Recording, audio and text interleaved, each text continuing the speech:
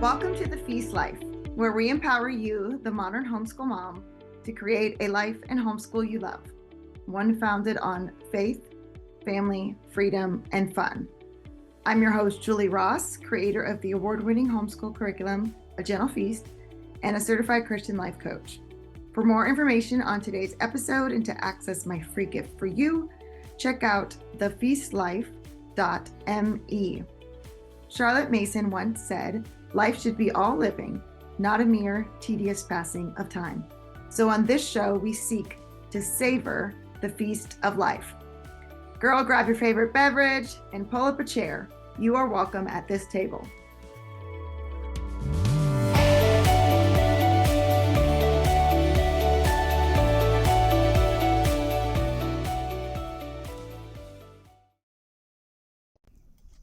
Are you feeling the weight of holiday expectations? Whether it's juggling homeschool, the endless to-do lists, or creating the perfect Christmas, it's easy to feel like you're falling short. But what if the secret to a truly joyful holiday wasn't about doing more, but about receiving more? Hey, this is Julie Ross, and on this week's episode of The Feast Life, I'm going to be playing a clip from my holiday success camp.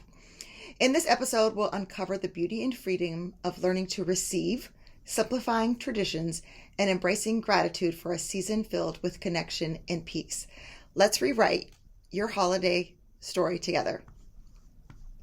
So a lot of what we're going to be talking about today falls more into that life coaching umbrella, but again, we're bringing it home into our schools and our families because this is where we are all the time, right? And how do we find the balance of keeping up with homeschooling and life, and also all the busyness and all the things that the holiday season can bring. And what happened after year, by like the second week in December, I'm completely exhausted and burnt out and tired, and I don't feel the joy and the magic of the holiday season that I want to feel. And I never could figure out why. I was like, maybe I'm doing something wrong. Maybe if I do this thing instead, it'll solve all our problems. Maybe if I buy this new Advent thing next year, it'll solve our problems. Or if I change our schedule, or if we do this thing. But I kept always getting like the same results. And it wasn't until my life got shaken up that I realized what is actually really important for Christmas and being with my family. So this picture is back from 2019. And that October, my husband of almost 20 years left. And I won't go into all the details, but it was pretty traumatic. I was completely shocked. I had no idea all the stuff that was happening. And my kids were very shocked and traumatized as well. And so, as you can imagine, come the holiday season, things are vastly different than what I had ever experienced before. So not only am I trying to like heal from the shock and the trauma of everything, but I'm trying to keep my kids going, trying to keep our life going and create a wonderful time for them as well. So by force, I wasn't able to do all the things. I really just couldn't. And so that Christmas, I decided that we were going to go to my parents. My parents live up in Pennsylvania, and do Christmas up there. So that way they could just do everything, right? They could cook, they could buy and wrap the gifts. I was just going to literally show up on their doorstep with all my kids and just let them love on me and let them take care of me. And there's certain traditions and things that I've always done with my kids. And one of them is the matching Christmas PJs. Does anybody else do that? Put a one in the chat if anyone does the matching PJs. And we started that like when my oldest was little. So we've literally been doing this for 20 years. And we get up there, and my oldest is, "Mom, where are the Christmas pajamas?" And I was like, oh my goodness, I am so sorry. In the midst of everything, I totally forgot to buy Christmas pajamas. I'm so sorry. I guess we just won't be able to do that this year. Unbeknownst to me, my oldest two children went to Walmart on Christmas Eve about like at 10 o'clock at night. And they bought the last remaining Christmas pajamas they could find. And so we all have white t-shirts because they couldn't find any Christmas shirts left. So they just got white t-shirts, everybody. And then these pajama pants were all ridiculously big on all of us because the sizes that we wear were no longer available. So they just bought whatever size. Like that's like a men's extra large they got for me. And so on Christmas Eve, we had our Christmas pajamas. What was so meaningful for me that Christmas, and I'm probably going to get emotional, sorry, was I realized for the first time I didn't have to do it all. That I could just let other people take care of me, that I could allow and receive the wonderful blessings that other people have been wanting to show me for so long. But I always had this mindset of, no, I have to do everything myself and I can take care of it and I can handle everything. And it wasn't until I couldn't handle everything that I finally learned what a magical, wonderful blessing it is when other people pour into you. I was always trying to do it myself. I was trying to be the one making sure we had this wonderful Christmas and we're doing all these things and it's going to be so great. And it was always so much pressure and so much burnout. And I was actually able to just stop and let other people do some of these things. I felt so loved. I felt so cared for. And I realized a very important lesson, and that is I don't have to do it all. So here's our motto for this holiday season: keep it simple, silly. We can make this so overcomplicated that we can be frustrated, we can be burnt out, when what really matters are those simple little things. Another thing that is super important for the mindset as you approach the holidays is learning how to receive.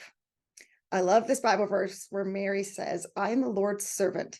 Mary answered, let it be unto me as you have said.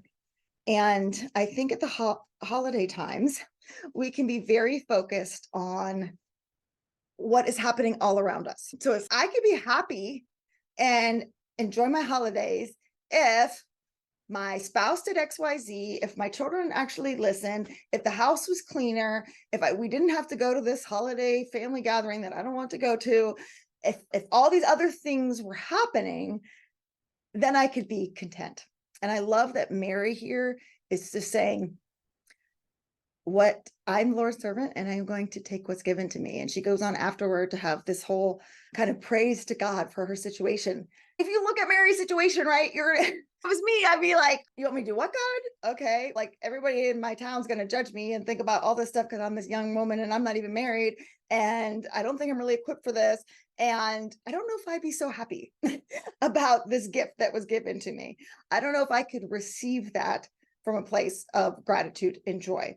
And so part of learning to receive is just being aware and being okay with the situation and not feeling like our happiness and our joy during this holiday time is dependent on everybody else. We can learn to receive graciously. And this is something that I think is so hard for us homeschool moms, especially because we're so used to giving and giving to our children and giving to our families. And those are all such wonderful things. But in order to give from a place of abundance, we also have to learn how to receive for ourselves. And I really struggled with this for a very long time, like I said, until I was forced to let people take care of me. And it felt so awkward and so uncomfortable. And that's the thing about receiving. It is very vulnerable. Our culture devalues the receiver versus the giver, right? It's, oh, they're so kind, they're so generous, look at all the things they're doing for everybody else. But if you receive, if you get something, then like you're needy, or there must be something wrong with you, because if you were okay, you could just do everything by yourself. You wouldn't need help from other people. I used to believe that one as well. When we are giving to other people, it can feel very powerful almost, right? Like we're in the control. We're making sure everything happens the way we want. When we're receiving it, we have to give up some of that control, and that can feel very vulnerable. So if someone is helping us, right, and that's not the way I would do it, or I made my cinnamon rolls from scratch and you're making Pillsbury, rather than just being like, thank you for making cinnamon rolls, right? Or someone runs to the store for you and they bring back the wrong kind of milk and actually wanted this kind, rather than just going, thank you for going to the store and giving me milk. Thank you for showing me love and kindness. And we shut off all the gifts and all the receiving and all the love and kindness that could flow into our lives a lot of the time, because we don't want to give up that control. We don't want that uncomfortable. We don't want to feel needy. We don't know what to say. How many times have people like given you a compliment and you're like, oh, this whole thing, oh, it's no big deal. Or we feel like the pressure, like we have to give them a compliment back. Oh my gosh, you look so great today too. Like, rather than just being like, thank you. I don't know if you've ever given anyone a gift and like they are like over the moon excited about it. It feels good, doesn't it? Last year, that was me. So my 4 daughters, I got them Taylor Swift tickets for Christmas, y'all. And we videoed it, but like their reaction and the screaming and the crying and the hugging and like the joy, I don't think we'll ever top that of them on Christmas morning. It was wild. That was worth 2 days of me sitting on Ticketmaster trying to get tickets to see how happy my children were, not just in that moment, but like actually at the concert too. It was so wonderful for me. I received so much love from that. But I've had times where I've given people gifts and they're like, oh, well, I don't really like this. Do you have the receipt so I can return it? And not that everybody has to like every gift they give, but it doesn't feel that good. Like when you give somebody something, you want them to like it. You want them to feel that joy. It's because you love them. And so I had to realize through all this hardship and allowing people to love me and to take care of me, that when all those years where I was never accepting help from anyone, I was actually being very selfish. I used to think that if I received anything from anyone, that that wasn't a good thing. You only need to be a giver. If you receive, then you're selfish. But I realized by not receiving, I was selfish because I was robbing them the opportunity to feel love and joy from serving me. Are the holidays bringing you more stress than joy? Well, you're not alone. For many homeschool moms, the holiday season can feel like a never-ending list of demands, responsibilities, and difficult relationships to manage. You want to create a magical, joyful time for your family, but instead you end up feeling overwhelmed, drained, and stretched thin. Does this sound familiar? The never-ending to-do list, from homeschooling to holiday prep. How are you supposed to get it all done? Navigating difficult family dynamics and managing hurtful comments. Keeping your children happy and excited while trying to maintain peace at the same time. Feeling like there's just too much to do and not enough of you to go around. Well, what if you could change all that? Imagining approaching this holiday season with a sense of calm, joy, and confidence, knowing that you can handle anything that comes your way, and creating beautiful memories can happen without stress or overwhelm. Introducing my course, The Peaceful and Joyful Holidays for Homeschool Moms. In this course, you'll discover life-changing tools and strategies that will help you move from stress and overwhelm to peace and confidence. You'll learn how to manage your emotions, strengthen your relationships, and create a joyful, meaningful holiday for your family without losing yourself in the process. If you want to learn more about this course, go to thefeastlife.me/holidays. Again, that's thefeastlife.me/holidays. I hope you can join me in this amazing course. You deserve to enjoy the holidays. You deserve to feel peace and joy with your family, and you deserve to feel confident navigating even the most challenging relationships. Enroll in joyful and peaceful holidays for homeschool moms today, and make this season one you've always dreamed of, one filled with love, connection, and ease. And that was a huge light bulb moment for me of, oh, can I bring you dinner tonight? Oh, no, I'm fine. I'm okay. Versus, hey, can I bring you dinner tonight?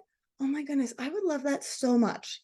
And they come over and I'm like, oh my gosh, this looks so amazing. Oh my goodness, you brought tacos? How do you know tacos are my favorite? Like seeing them light up and smile because they got the joy of giving to me.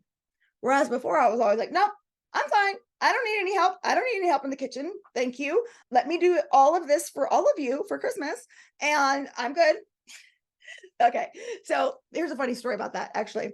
So one Christmas I got this glass like mason jar beverage holder and it had a little spout at the bottom.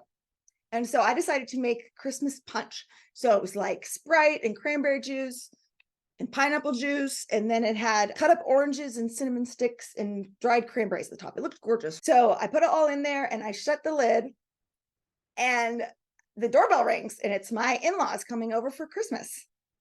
And I go to open the door, and you hear whoosh. So the glass, big, huge glass mason jar thing exploded. So the only thing I can think of is that when I shut it, the pressure of the glass with the carbonation of the Sprite made it to whatever, and the thing exploded. So shards of glass and red juice went all over my kitchen right when I'm opening the door for the family to come over for Christmas. And I had like white cabinets and all white stuff in my kitchen. So that was a little stressful, right? And I just started, everyone kind of froze in shock for a second. And then I just started laughing. And as I started laughing, and I was like, kids, I want you out because I don't want you to get cut. But hey, in-laws, Merry Christmas. Can you come help me clean this up? And so I went in there and we all were cleaning together. And you know what? We had the best time. We were laughing. We were having great conversation. I could have just been like, oh my goodness, I cannot believe this. I'm so embarrassed. This is so stressful. You all go do XYZ. I'm going to clean it up. But we would have missed out on a really funny story that we can still tell about this memory and a great time that we had together. When you allow people to give to you, it bonds you all stronger together, which is what we want at Christmas time. And again, that takes allowing some of that control, right? Was my kitchen cleaned up perfectly? Did this get stained? Did that get broke? Whatever. You have to let go of those expectations to allow your heart to be open to receive the love that's going in from other people. I think we can try to get this almost a martyr complex, right? Like, I have to do everything myself, and this is so hard, and no one is helping me, and I'm in the kitchen and I'm working so hard, and I'm buying all these gifts and I'm wrapping them all by myself. And in a way, sometimes that can feel almost a little good, right? Like I have this chip on my shoulder now that I can like pronounce to my family of why everything's so hard. But that's not really the spirit of the season, is it? When we're giving from a place of resentment or from depletion or from exhaustion, the people in our lives feel that, right? And it diminishes the value of what we're giving to them. You can feel that, right? When someone's giving to you because they feel like they have to and they don't really want to, or they don't really like it. Rather, when someone's just giving something to you, not even just a gift, but like giving you their time or giving you help, and they're doing it because they love you and they care for you. That feels so much different, doesn't it? So we want to be able to give that gift to our family. And that means we need to first allow ourselves to receive the good things that are coming. So in order to give, we need to allow ourselves to receive first. There was a time, this was a while ago, I only had 2 kids at the time, where we didn't have enough money to go see my parents for Christmas up in Pennsylvania. And I was really bummed about that. It'd been a really hard year. I really wanted to go see them. And it's a 12-hour drive, so we needed gas money. And then I didn't have any money to buy my parents presents. I'm like, I don't want to show up at the door and be like, I don't have anything, which don't ask me why I thought that. Right now I could totally show up at the door with absolutely nothing. And my parents would be absolutely over the moon thrilled to see me and my children. So why I thought that. But about a week before Christmas, I opened the door and there was a manila envelope. And it was full of Walmart, Target, gas station, grocery store gift cards. So people in our church had heard that we were really struggling financially that year. I, to this day, have no idea, though, who it actually was. I just said people from this church. That was very humbling, right? Talk about being vulnerable, right? I couldn't have planned for it. I couldn't control it. But it was an amazing blessing. Now, that's a really big one, right? But I see little blessings all day long. And sometimes it's in my kid finishing that math problem. Sometimes it's in the stories that we read, in the ideas that we have. Sometimes it's in just cooking together, making cookies. Sometimes it's in watching that movie. And it's every day asking the question, what blessings did I see today?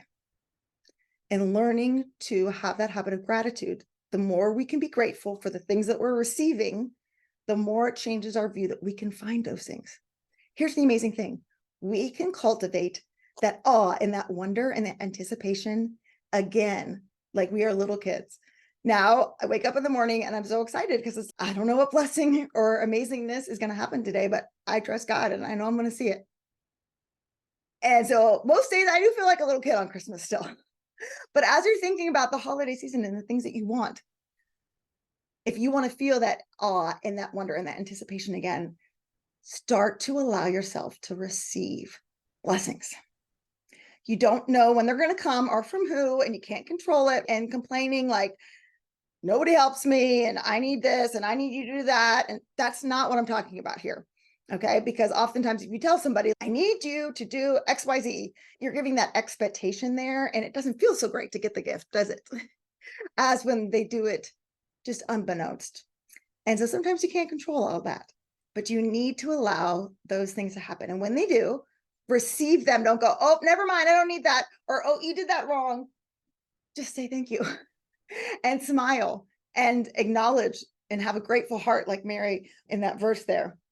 When you have awe and wonder, you can open yourself up to new possibilities. When we feel like we have to control everything and we have to know the right answer and it's going to be this or that, and we have to plan out all our days during the holiday season, so all these things happen, we don't allow room for those unexpected blessings to happen. Sometimes we're so overscheduled that we can't really experience maybe a detour or maybe a thing we never had planned. And so you need to have that kind of wiggle room in your schedule to allow those things to happen and go, I'm really curious. I wonder how this problem can be solved. If you're having something that is stressing you out and you're thinking about the holidays, maybe it's, I don't know how I'm going to afford XYZ, or should we go visit grandma so-and-so on Christmas Day or grandma so, and you're feeling all this pressure to try to make a decision. Just allow yourself to get curious. Like, maybe there are other options. Is there any other way this could be easy and fun? That's like my favorite question. How can this be easy and fun? And allow yourself to have awe and wonder. Maybe something unexpected could happen. What are other possibilities? There's always more than two choices. There's always so much that you can find to be thankful for. All right. And then there's a big difference between working from a place of rest and working from a place of stress. So as we approach the holiday seasons, we want to cultivate working from a place of rest. Holidays bring up a lot of stuff. It brings up a lot of expectations. If you have difficult relationships, there's so much triggering that can happen during this season. And so it's really important to work on this mindset and learn to take your thoughts captive and learn to receive and learn to start seeing the miracles and learn to change your perspective. Hey, thanks for listening to today's episode. Let's wrap up with a few key takeaways. Number one, keep it simple and savor the little things. Overcomplicating the holidays can lead to burnout and frustration. Remember, keep it simple, silly.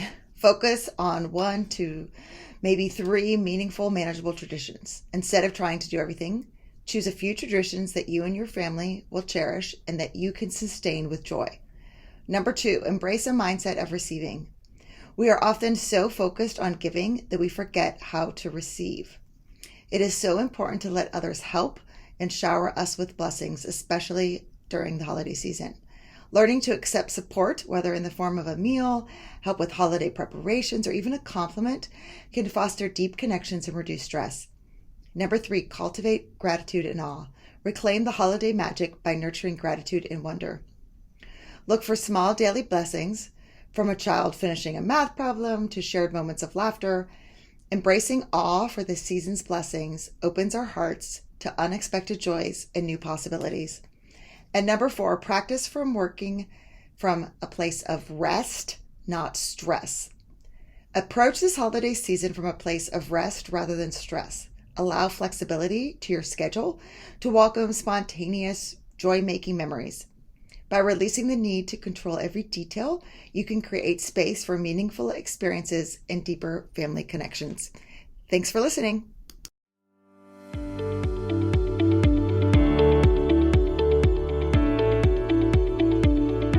Hey there, Julie Ross here. I just wanted to say thank you for listening to today's episode. If you like this show, it would mean the world to me if you would leave a positive review in iTunes. This really does help people learn about the podcast. And each month I will pick a winner to receive a free gift. Don't forget to check out all the free resources we created for you at thefeastlife.me. Thank you.